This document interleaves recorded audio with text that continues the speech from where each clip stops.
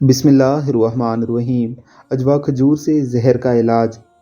ابو ہریرہ رضی اللہ تعالی عنہ کہتے ہیں کہ رسول اللہ صلی اللہ علیہ وآلہ وسلم نے فرمایا، اجوا کھجور جنت کا پھل ہے، اس میں زہر سے شفا موجود ہے، اور صحرائے عرب کا فقع ایک طرح کا من و سلوہ ہے، اس کا عرق آنکھوں کے لیے شفا ہے۔ یہاں حدیث میں وارد لفظ الکما کا ترجمہ کھمبی قطعاً درست نہیں ہے۔ الکما کو عربوں کی عام زبان میں فقع کہا جاتا ہے۔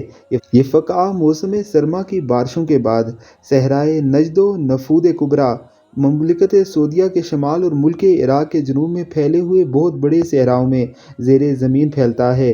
اس کی رنگت اور شکل و صورت آلو جیسی ہوتی ہے، جبکہ کھمبی زمین سے باہر اور ہندوستان کے ریتیلے علاقوں میں ہوتی ہے۔ ابن القیم، ابن حجر اور دیگر علماء امت نے الکما کی جو تعریف لکھی ہے، اس کے مطابق میں الکما درحقیقت فقع ہے، کھمبی نہیں۔ تفصیل کے لیے فتح الباری اور تحفۃ الاحوذی کا مطالعہ کر لیں۔ نیز اس پر تفصیلی کلام ابن ماجہ کی حدیث نمبر 3455 کے حاشیے میں ملاحظہ کریں، اور جہاں بھی کما کا ترجمہ کھمبی لکھا ہے، اس کی جگہ فقع لکھ لیں۔